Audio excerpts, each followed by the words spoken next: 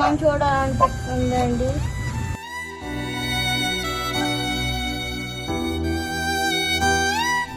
రోజురోజుకి గల్ఫ్ బాధితుల సంఖ్య పెరుగుతోంది. గల్ఫ్ దేశాలకు వెళ్లి జేబు నిండా డబ్బులతో తిరిగి వద్దామనుకున్న వారిని అనుకోని అవాంతరాలు చుట్టుముడుతున్నాయి.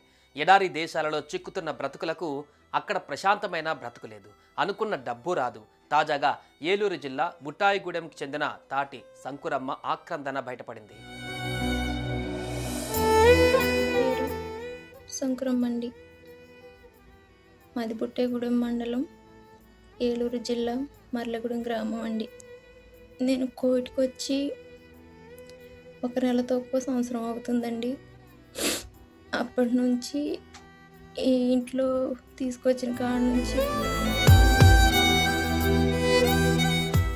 నాకు డబ్బులు కూడా వద్దు, నాకు జీతం కూడా వద్దు, నేను ఇంటికి వెళ్ళిపోతాను అనేసి నేను ఎప్పుడైతే అన్నానో లేదో నన్ను కొట్టి రూమ్లో 4-5 రోజుల దాకా రూమ్లో పెట్టి అన్నం కూడా పెట్టుకోకుండా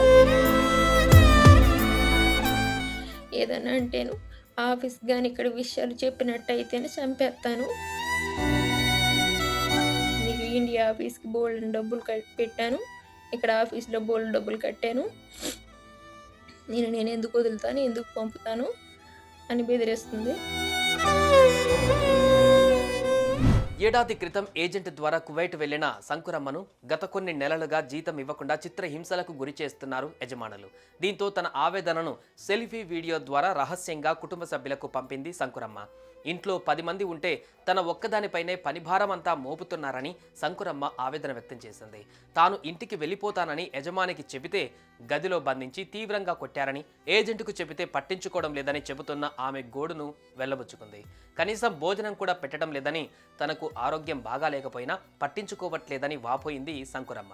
తాను ఇంకొన్ని రోజులు ఇక్కడే ఉంటే చనిపోతానని, తనను కాపాడాలని వీడియోలో కోరుకుంది.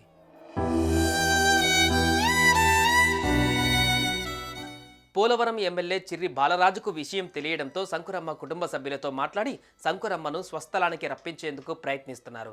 మర్లగూడెం గ్రామానికి చెందిన బాధితురాలు తాటి సంకురమ్మ, అలాగే సంబంధిత కన్సల్టెన్సీలతో కాన్ఫరెన్స్లో మాట్లాడారు ఎమ్మెల్యే చిర్రి బాలరాజు.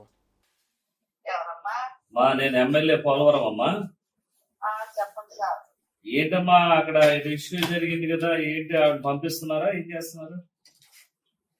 పంపించేద్దాం సార్, వచ్చేస్తానంటుంది అమ్మాయి. ఇప్పుడే మాట్లాడానండి.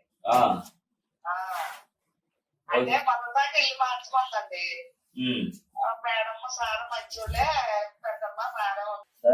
మీరేం చేస్తారంటే ఆవిడని అక్కడ నుంచి బయటకు తీసుకొచ్చి మన ఇండియాకి వచ్చేంత వరకు బాధ్యత మీదే. ఆవిడ వచ్చిన తర్వాత ఆవిడ నాకు ఫోన్ చేయాలి. సరే, ఓకే. నా పేరు రంగమ్మండి.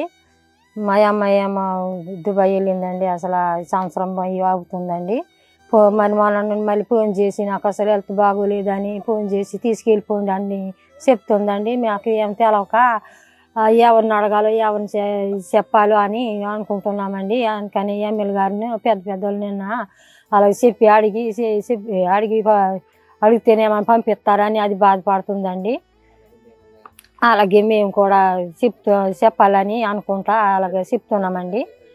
తీసుకురావాలని త్వరగా మా అమ్మాయిని మాకు పంపించాలని చెప్తున్నానండి.